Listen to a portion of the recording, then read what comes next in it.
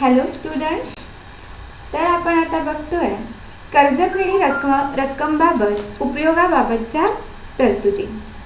व्यावसायिक करार हा सब्जेक्ट, हा विषयच मुळात दैनंदिन व्यवहारातल्या गोष्टींसंदर्भात करण्यात येणारे कराराशी निगडीत आहे. आणि आपण व्यवहार म्हणजे जे व्यवहार पैशांमध्ये केले जातात त्याच्या संबंधातले जास्तीत जास्त करार. तर व्यक्तीने ला काही रक्कम कर्ज म्हणून दिली असेल तर ती परत मिळण्याबाबत जे करार केले जातात, म्हणजे कर्जफेडीच्या रकमेबाबत जे करार केले जातात या संदर्भात काही नियम, कर्जफेड कशी केली पाहिजे, कोणत्या प्रकारे केली पाहिजे ह्या संदर्भातले काही नियम हे कायद्यामध्ये दिलेले आहेत. कलम 59 ते 61 मध्ये कर्जफेडीच्या रकमेबाबत 3 नियम दिलेले आहेत.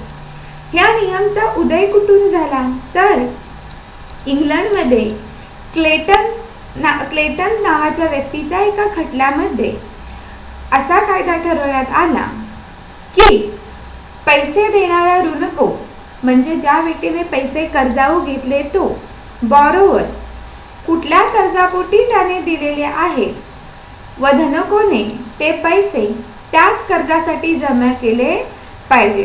तर असा तिथे एक नियम झाला क्लेटनच्या दाव्यामध्ये की पैसे देणारा ऋणको, म्हणजे ज्या व्यक्तीने पैसे कर्जाऊ घेतलेत त्याने समजा एखाद्या व्यक्तीकडून, एखाद्या धनकोकडून, म्हणजे एखाद्या सावकाराकडून खूप प्रकारच्या रक्कम उचललेल्या आहेत, खूप वेगवेगळ्या कर्जाऊपोटी रक्कम उचललेल्या आहेत. तर आता त्या रकमेची परतफेड करताना त्यातली मुळात कोणती रकमेची तो परतफेड करतोय हे सांगण्याचा अधिकार ऋणकोला, म्हणजेच बॉरोवरला आहे. तो ज्या रकमेची कर्जफेड करतोय ती रकमेची कर्जफेड धनकोनी, म्हणजे सावकाराने करून घ्यायची असते. हा पहिला नियम आहे. हे 3 नियम क्लेटनच्या दाव्याप्रमाणे आलेले आहेत. त्यातला हा पहिला नियम आहे. कोणत्या कर्जासाठी पैसे आहेत हे ठरवण्याचा पहिला अधिकार ऋणकोचा आहे. यात दिलेले नियम जेव्हा अनेक वेगवेगळे कर्ज परत करावायचे असतील तेथेच लागू पडतात. एकच कर्ज जर हप्त्याने परत करावायचे असेल तर त्याला हे नियम लागू नाही. बघा, तर पहिल्यांदा तर असे कर्जाऊ पैसे जेव्हा घेतले जातात, एखादी व्यक्ती जेव्हा असे कर्जाऊ परत पैसे घेते तेव्हा जर अनेक वेगवेगळ्या प्रकारचे कर्ज तर व्यक्तीने एखाद्या सावकाराकडून, एखाद्या पतसंस्थेकडून, बँकेकडून असे वेगवेगळ्या प्रकारचे कर्ज घेतले असतील तर त्यातले कोणते कर्ज परत करावायचे आहे ह्या संदर्भातच हा नियम लागू पडतो. जर एखाद्या व्यक्तीने एकच कर्ज उचललं आहे आणि ते हप्त्याने, इन्स्टॉलमेंटमध्ये ते कर्ज ती व्यक्ती परतफेड करत असेल तर त्या बाबतीत हा नियम लागू पडत नाही. मग हप्त्याने कर्जफेड करत असताना जे किती पैसे भरेल ते त्या व्यवहाराच्या नियमानुसार परतफेड केले जातात. आपण आता हे 3 नियम बघणार आहोत. कोणते आहेत? पहिला नियम आपण अगोदर बघितला होता तसाच, जर कर्जदाराने सावकाराकडून अनेक कर्ज घेतली असतील व कर्जफेडीसाठी रक्कम त्याला दिली असेल व अशी रक्कम देताना कोणत्या कर्जफेडीसाठी त्या रकमेचा उपयोग करावा हे स्पष्टपणे सूचित केले असेल तर सावकाराने ती रक्कम स्वीकारली असेल तर कर्जदाराने निर्दिष्ट केलेल्या कर्जाच्या फेडीसाठीच ती रक्कम सावकाराने वापरली पाहिजे. अगोदर स्पष्ट केल्याप्रमाणे ज्या कर्जासाठी रक्कम परतफेडीची दिलेली आहे ते कर्ज त्याने परतफेड केलं पाहिजे. कर्ज आणि व्याजही देणे असेल व कर्जदाराने रक्कम कर्जापोटी जमा करण्यास सांगितले असेल तर सावकाराने रक्कम स्वीकारल्यास ती कर्जापोटी जमा केली पाहिजे व व्याज येणे तसेच ठेवले पाहिजे. दुसरा नियम आहे, जर कर्जदाराने कर्जफेडीची रक्कम विशिष्ट कर्जफेडीसाठी वापरावी असे सूचित केले नसेल तर सावकार ती रक्कम आपल्याला पाहिजे त्या कर्जफेडीसाठी वापरू शकतो. जरी मुदतीबाहेर केलेल्या कर्जफेडीसाठी सावकाराने ती रक्कम वापरली तरी चालते. आता समजा जर कर्जफेडीसाठी जी रक्कम ऋणको म्हणजे बॉरोवर कर्जदार जी रक्कम देतोय त्याने जर सावकाराला किंवा समोरच्या लेंडरला संस्थेला जर सांगितलं नाही की ती रक्कम त्याने कुठल्या कर्जासाठी दिलेली आहे, तर आपल्या समजेप्रमाणे सावकार ती रक्कम कर्जफेडीसाठी वापरू शकतो. एखादी कर्ज हे जर मुदतीबाहेर गेले असेल तरी ते कर्ज फेडण्यासाठी पण सावकार ती रक्कम वापरू शकतो. इथे सावकार याचा अर्थ ज्या व्यक्तीकडून ज्या संस्थेकडून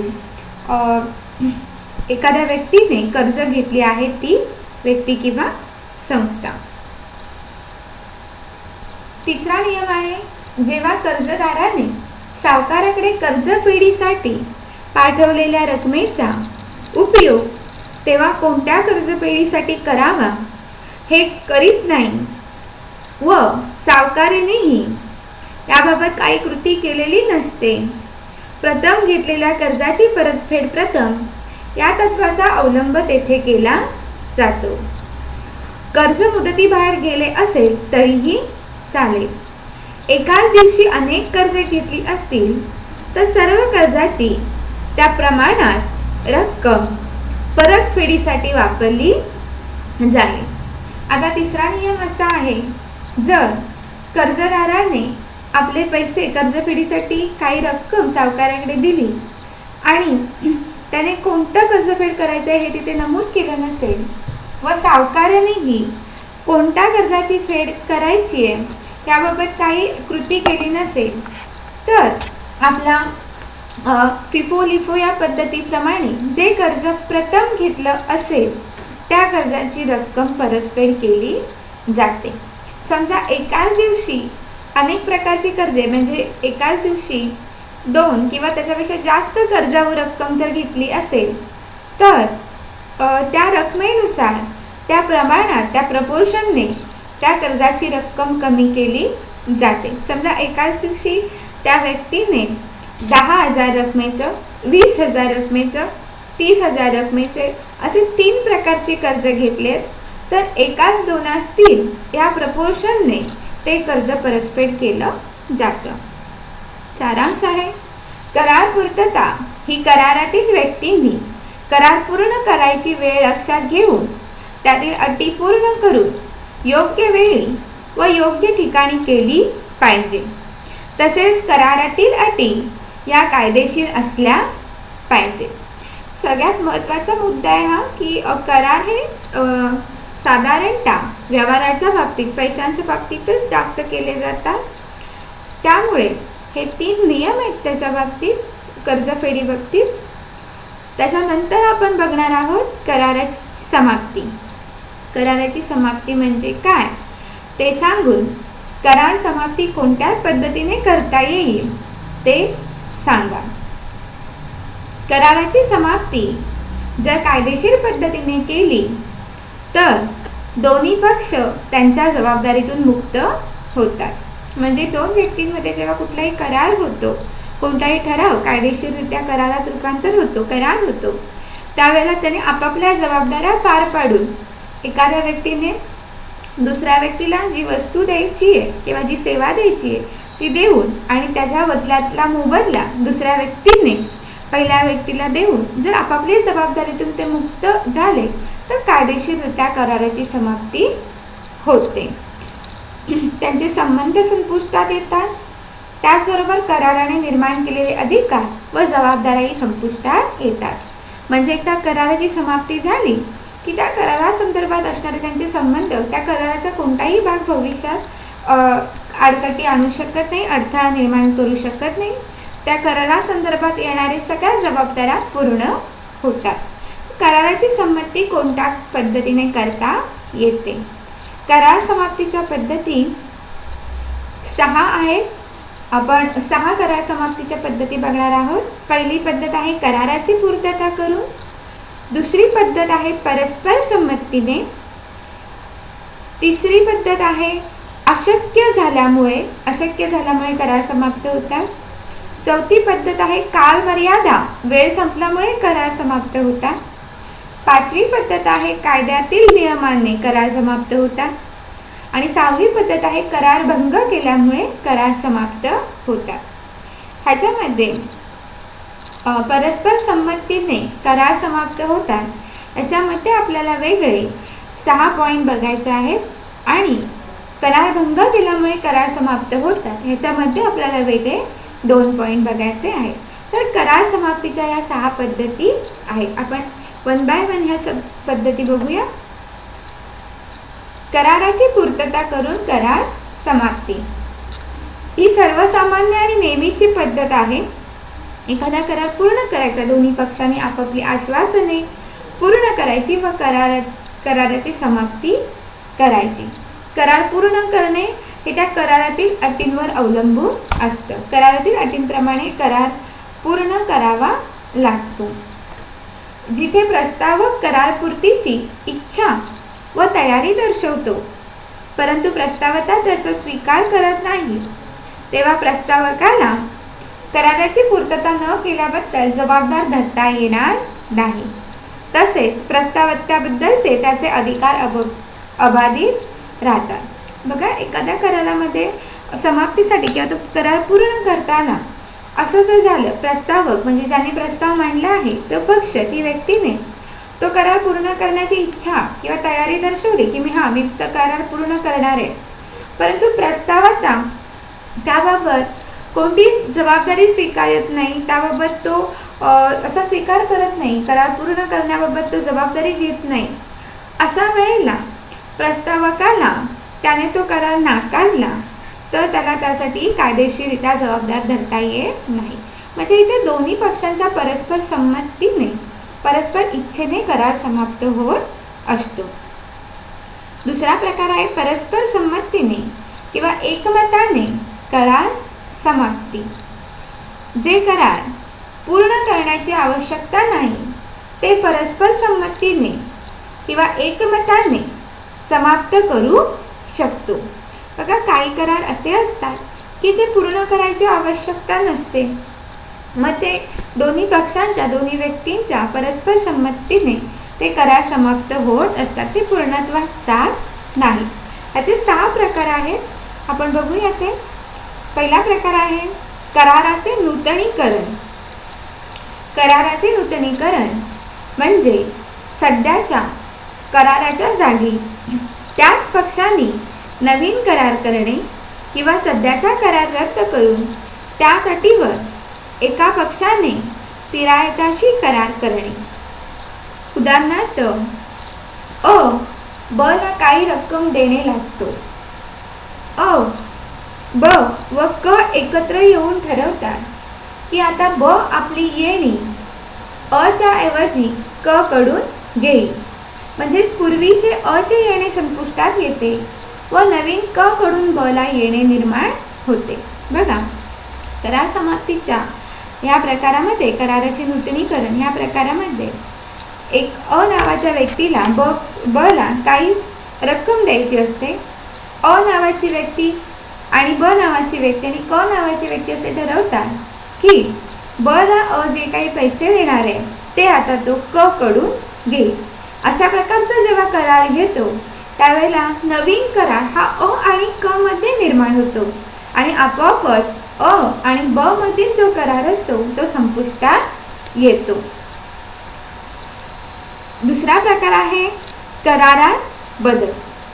करारात बदल म्हणजे करारातील एक किंवा जास्त अटी शर्तीमध्ये बदल. करारातील बदल हा जर करारातील पक्षांच्या संमतीने केला तरच वैध ठरतो. काही करार समाप्त होण्यासाठी कारण असतात की करारात जर काही बदल झाला, त्या कराराच्या अटीमध्ये बदल झाला तर ते करार समाप्त होतात.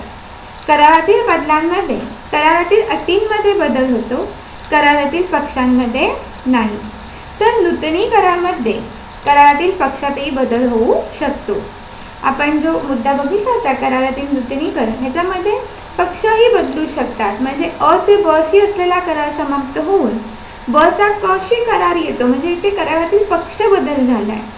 पण जेव्हा करारातील बदल ह्या पद्धतीमध्ये दोन पक्ष बदलत नाहीत, तर त्या करारातील काही अटी बदलल्यामुळे नवीन करार तयार होतो आणि पहिल्या जुन्या कराराची समाप्ती होते.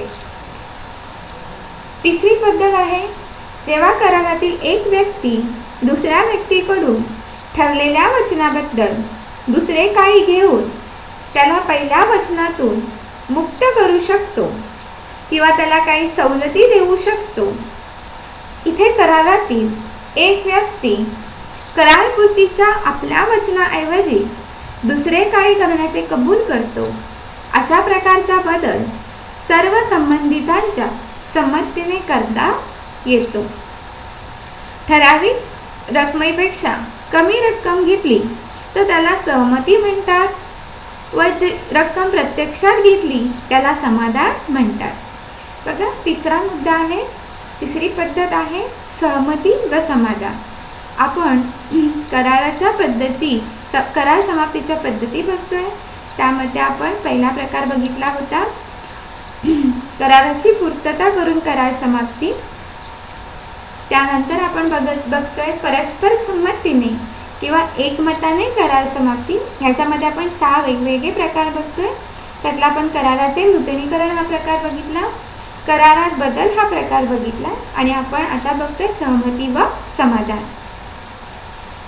उदाहरणार्थ, अ ब ला रुपये 5,000 देणे आहे. त्याऐवजी ठरलेल्या दिवशी व ठरलेल्या ठिकाणी अ फक्त रुपये 2,000 देतो व ते ब स्वीकारतो. देणे पूर्णपणे संपुष्टात येते, म्हणजे करार पूर्ण होतो. बघा, या पद्धतीमध्ये एखादा पक्ष सहमतीने अगर समाधानाने तो करार परस्पर संबंधितांच्या संमतीने पूर्ण करतो आणि आपल्या वचनातून मुक्त होऊ शकतो.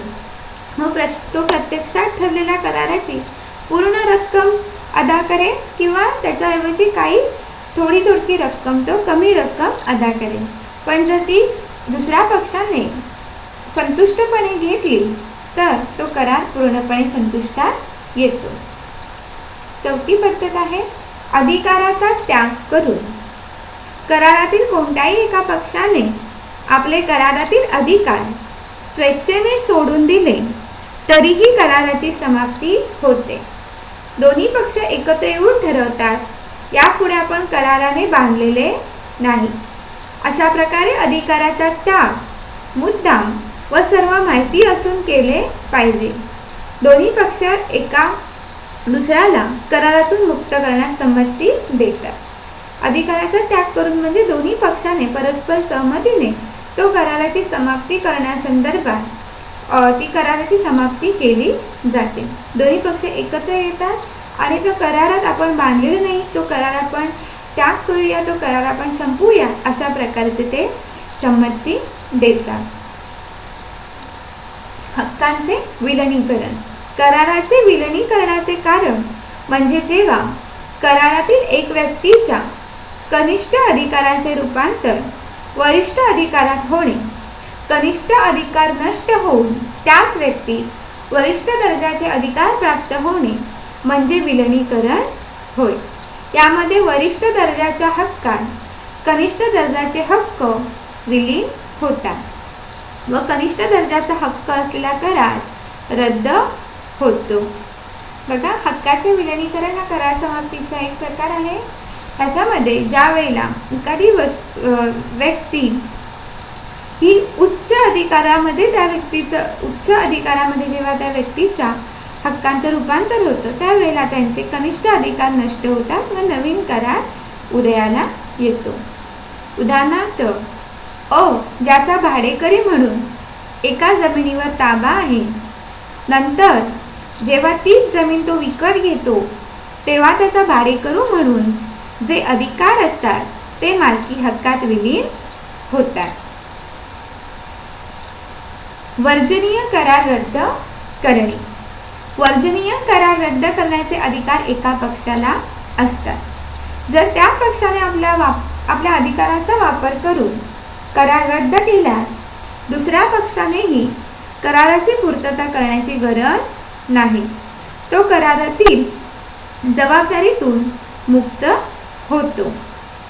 बघा, वर्जनीय करार म्हणजे जे करार हे कायद्याने वर्जनीय आहेत, व्यर्थ आहेत, असे करार रद्द करण्याचा अधिकार त्या करारातील पक्षांना असतो. एखाद्या पक्षाने असे वर्जनीय करार रद्द केला तर दुसरा पक्षही आपोआप जबाबदारीतून मुक्त होतो. उदाहरणार्थ, अ फसवून ब ला करार करायला लावतो. हा करार ब ला आपल्या इच्छेने रद्द करता येतो, त्यामुळे तो करार रद्द करू शकतो. तिसरी करार समाप्तीची पद्धत आहे कराराची पूर्तता अशक्य झाल्यामुळे. कराराची पूर्तता सुरुवातीलाच अशक्य असून करारातील पक्षांना ती माहीत असेल तर करार मुळातच व्यर्थ ठरतो. अ व ला जादूने संपत्ती शोधून देण्याचे वचन देतो. अशक्यता दोघांनाही माहीत नसते. जर त्यातील प्रस्तावकाला फक्त ती गोष्ट अशक्य असल्याची माहिती असेल तर कराराची पूर्तता न केल्यामुळे प्रस्तावकाचे होणारे नुकसान प्रस्तावकांनी भरून दिले पाहिजे. बघा, अ नावाची व्यक्ती ब ला असं सांगतो, वचन देतो की तो त्याला जादूने काही संपत्ती शोधून देईल. आता समजा याच्यामध्ये अ लाही ठाम विश्वास असेल की तो हे काम करू शकतो, तर दोघांनाही याच्यातली अशक्यता की असं होऊ शकत नाही हे माहीत नसतं. पण समजा जर त्यातील अ हा प्रस्तावक आहे आणि त्याला माहिती आहे की ही गोष्ट अशक्य आहे, तरी तो ब ला ही गोष्ट फसवून पटवून देतो किंवा त्या संदर्भात करार करतो, तर हे करार करताना ब ने त्याच्यामध्ये काही जर पैसे गुंतवले असतील, ब ने त्या गोष्टीसाठी जर काही खर्च केला असेल, तर असा हा करार अशक्य आहे हे माहीत आहे. त्यामुळे जर असा करार पूर्ण होणार नाहीये तर ब चे होणारे नुकसान अ ने भरून दिले पाहिजे. करार पूर्ततेची अशक्यता करार केल्यानंतरही निर्माण होऊ शकते. असे करार त्यावेळी त्यांची पूर्तता करणे शक्य असते. हे करार जेव्हा त्यांची पूर्तता अशक्य ठरते किंवा बेकायदेशीर ठरते तेव्हा व्यर्थ ठरतात. काही गोष्टी, काही करार हे ज्यावेळेला ठरवले जातात तेव्हा ते शक्य असतात, पण थोडा कालावधी गेल्यानंतर ते अशक्य होण्यास लागतात. तर ज्यावेळेला ते अशक्य वाटतात त्यावेळेला ते बेकायदेशीर ठरत असतात, व्यर्थ ठरत असतात. अशा वेळेला त्या कराराची समाप्ती केली जाऊ शकते.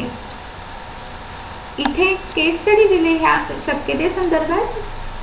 राजाच्या राज्याभिषेकाची मिरवणूक पाहण्यासाठी ठरलेल्या तारखेला हॉल भाड्याने घेण्यात आला होता. नंतर राजाच्या मृत्यूमुळे राज्याभिषेकाचा समारंभ रद्द झाला. कराराचे उद्दिष्ट नष्ट झाल्यामुळे प्रतिवादीने राहिलेले भाडे देण्याची गरज नाही. तर इथे जो करार झालेला हॉल भाड्याने घेण्याचा, त्याचं उद्दिष्ट होतं राज्याभिषेकाची मिरवणूक, राजाच्या राज्याभिषेकाची मिरवणूक पाहण्यासाठी. पण त्या कराराचं कारणच जर व्यर्थ ठरलं, त्या राजाचा जर मृत्यू झाला, तो करारच अशक्य ठरला, तर आता तो कराराचं उद्दिष्ट नष्ट झाल्यामुळे तो करार पूर्ण होऊ शकत नाही. पुढील घटनांमध्ये कराराची पूर्तता अशक्य ठरू शकते. ती व्यक्ती मरण पावल्यास किंवा असमर्थ झाल्यास किंवा करार मुळातच अशक्य असेल तर, किंवा करार बेकायदेशीर असेल, कायद्याच्या आणि सामाजिक धोरणाच्या विरुद्ध असेल. जर करार हा शत्रू राष्ट्रातील नागरिकांबरोबर झाला असेल, जर करारातील वस्तूला आग, स्फोट वगैरेमुळे नाश झाला असेल किंवा पाण्यामुळे नाश झाला असेल तर तो करार समाप्त होतो. किंवा सरकारने जर काही नवीन नियम जाहीर केले, त्या गोष्टी संदर्भात सरकारची जर नवीन बंधनं आली तर त्यामुळेही करार अशक्य होऊ शकतो. आणि करार अशक्य पुढील परिस्थितीत समजले जात नाही. करारपूर्ती अवघड बनणे. जर एखाद्या दोन व्यक्तींमध्ये एखादा करार झाला असेल, त्याच्यामध्ये कितीही अशक्य अवघड गोष्ट आली पण जर तो करार करणे शक्य असेल तरी तर त्या कराराची पूर्ती केली पाहिजे. तो करार समाप्त करू शकत नाही. व्यापारीदृष्ट्या अशक्य होणे, समजा त्या व्यक्तीला, त्या पक्षाला जर व्यापारीदृष्ट्या काही लॉस होत असेल म्हणून त्यांना तो करार करणं शक्य नसेल तरी पण करार समाप्ती होऊ शकत नाही. संप किंवा टाळेबंदी, दंगे, कराराचे अनेक उद्दिष्ट असताना त्यातील एखादे उद्दिष्ट अशक्य होणे, उत्पादन खर्चात वाढ होणे, ह्या गोष्टींमुळे एखादा करार एखादा पक्ष किंवा एखादी व्यक्ती टाळू शकत नाही. करार अशक्य होण्याचे परिणाम, जर करार अशक्य झाला तर त्या कराराप्रमाणे ज्याला काही मिळाले असेल त्याने ते परत केले पाहिजे किंवा त्याबद्दल नुकसान भरपाई दिली पाहिजे. कराराची अशक्यता म्हणजे दोन्ही पक्षाचं नुकसान. पण समजा एखाद्या कराराच्या अशक्यतेमध्ये जर एखाद्या पक्षाचा काही फायदा होत असेल तर त्याने तो फायदा हा समोरच्या पक्षालाही दिला पाहिजे किंवा समोरच्या पक्षाला नुकसान भरपाई दिली पाहिजे. चौथी पद्धत आहे कालमर्यादा संपल्यामुळे कराराची समाप्ती. कालमर्यादा संपल्यामुळेही कराराची समाप्ती होते. सावकाराने जर भारतीय मर्यादा कायदा 1963 प्रमाणे ठराविक मुदतीच्या आत 3 वर्षात जर ऋणकोवर खटला भरला नाही तर नंतर त्याला कोर्टात जाण्याचा अधिकार राहत नाही. समजा कराराची समाप्ती कधी होते तर कालमर्यादा संपल्यावर जर एखाद्या व्यक्तीने दुसऱ्या व्यक्तीकडून काही कर्जाऊ रक्कम घेतली असेल तर ती कर्जाऊ रक्कम ते परत करण्याची मुदत संपून गेल्यानंतर 3 वर्षाच्या आतमध्ये जर त्या ऋणकोवर कर्ज घेणाऱ्यावर त्या सावकाराने जर खटला भरला नाही तर त्याला कोर्टात जाण्याचा अधिकार राहत नाही. इथेही कालमर्यादा संपल्यामुळे कराराची समाप्ती होते. कायद्याच्या नियमाने कराराची समाप्ती. करारातील पक्षाच्या इच्छेव्यतिरिक्त कायद्यातील तरतुदींमुळे सुद्धा कराराची समाप्ती होते. यामध्ये पुढील गोष्टींचा समावेश होतो. मृत्यूमुळे, हक्कांचे विलीनीकरण झाल्यामुळे, एखाद्या व्यक्तीच्या कर्जबाजारीपणामुळे ती व्यक्तीचं कर्जबाजारी म्हणून घोषित झाली तर त्या व्यक्तीबरोबर जर कोणाचे करार झाले असतील तर त्या सर्व करारातून ती व्यक्ती मुक्त होते. लेखी करारातील अनधिकृत बदलामुळे, जर एक पक्ष दुसऱ्या पक्षाच्या संमतीशिवाय करारामध्ये त्याने जर काही बदल केला तर पहिला पक्ष तो करार अनधिकृत बदलामुळे टाळू शकतो. करार संमतीचे अधिकार व जबाबदाऱ्या एकाच व्यक्तीकडे आल्यास. सहावी पद्धत आहे करारभंगामुळे करार समाप्ती. करारभंग म्हणजे कराराने व्यक्तीवर टाकलेली जबाबदारी टाळणे. करारभंग 2 प्रकारे होतात: प्रत्यक्ष करारभंग व मुदतपूर्व करारभंग. प्रत्यक्ष करारभंग म्हणजे कराराची पूर्तता करताना किंवा कराराची पूर्ती करावयाची वेळ आल्यावर करारातील पक्ष करारातील जबाबदाऱ्या पूर्ण करू शकत नाही किंवा पूर्ण करण्यास नकार देतो तेव्हा करारभंग होतो. उदाहरणार्थ, ब ला 1 जानेवारी रोजी 5 पोती साखर देण्याचे कबूल करतो, परंतु 1 जानेवारीला तो साखर देत नाही. इथे ने कराराचा भंग केलेला आहे, म्हणजेच प्रत्यक्ष करारभंग झालेला आहे, म्हणून कराराची समाप्ती होते. ब ला 1 जानेवारीला 5 पोती साखर देण्याचे कबूल करतो. साखर 1 जानेवारीला देऊ करतो, परंतु ब काहीही सबळ कारणाशिवाय साखर स्वीकारण्यास नकार देतो. इथे ब ने कराराचा भंग केला आहे. ने ब ला साखर देण्याचा करार केला त्याप्रमाणे तो साखर देऊन तो करार पूर्ण करू इच्छित होता, परंतु ब ते साखर घेण्याचा नाकारतो आणि त्यासाठी कोणतेही ठोस कारण देत नाही. इथे ब ने करारभंग केला. ही प्रत्यक्ष करारभंगाची 2 उदाहरणे आहेत. मुदतपूर्व करारभंग. करारातील एक पक्ष करारपूर्तीच्या तारखेआधीच करार पूर्ण करण्यास नकार देतो, याला मुदतपूर्व करारभंग म्हणतात. हे 2 प्रकारे घडू शकते. करारपूर्तीच्या तारखेपूर्वीच एक पक्ष स्पष्टपणे लेखी कळवतो की आपण कराराची पूर्तता करू शकत नाही. करारपूर्ती अशक्य झाल्यामुळे करारपूर्तीच्या तारखेआधी एक पक्ष आपल्या कृतीमुळे कराराची पूर्तता अशक्य बनवितो, या करारास गृहीत नकार म्हणतात. जर मुदतीपूर्वी एखादा पक्ष हा करार पूर्ण करण्यासाठी अशक्यता दाखवत असेल तर त्याला मुदतपूर्व करारभंग असे म्हणतात. मुदतपूर्व करारभंगाचे परिणाम. मुदतपूर्व करारभंगाच्या वेळी प्रस्तावता ज्याचे नुकसान झालेले आहे त्याला पुढील मार्ग उपलब्ध आहे. म्हणजे मुदतपूर्व जर करारभंग झाला असेल तर ज्याचं नुकसान झाले तो काय करू शकतो, तर तो करारभंग झाला असे समजून कायदेशीर कारवाई करू शकतो. करारपूर्तीच्या दिवसापर्यंत करार अस्तित्वात आहे असे समजून तोपर्यंत वाट पाहू शकतो व त्यानंतर दुसऱ्या पक्षाला करारभंगाबद्दल जबाबदार धरून कायदेशीर कारवाई करू शकतो. तर असे आपण हे करार समाप्तीचे प्रकार पाहिलेले आहेत.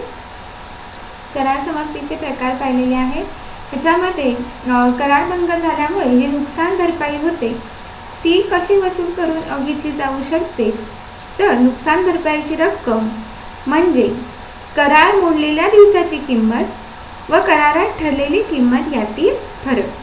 समजा एखाद्या वस्तू संदर्भात, एखादी वस्तू विकण्यासंदर्भात व खरेदी करण्यासंदर्भात करार झाला असेल तर त्या वस्तूची कराराची रक्कम ठरलेली आहे आणि ज्या दिवशी तो करार पूर्ण होणार होता त्या दिवशी त्या वस्तूची बाजारात असलेली किंमत ह्यामधील जो फरक आहे हा फरक नुकसान भरपाई म्हणून प्रस्तावकाकडून प्रस्तावता मागू शकतो. सारांश. कराराची पूर्तता ही करारातील पक्षांच्या सहमतीने होऊ शकते किंवा काही अशक्य गोष्टींमुळे किंवा कायद्यातील बदलामुळे करार पूर्तता ही जर पक्षांच्या सहमतीमुळे होत असेल तर नुकसान भरपाईचा प्रश्न उद्भवत नाही. परंतु जेथे करारभंगामुळे कराराची समाप्ती होते तेव्हा नुकसान भरपाईची रक्कम देय असते. तर आपण हे 6 पद्धत बघितल्या. कराराच्या समाप्तीच्या 6 पद्धती आहेत. त्याच्यामध्ये दुसऱ्या पद्धतीचे आपण 6 उपप्रकार बघितले आणि 6व्या पद्धतीचे 2 उपप्रकार बघितले.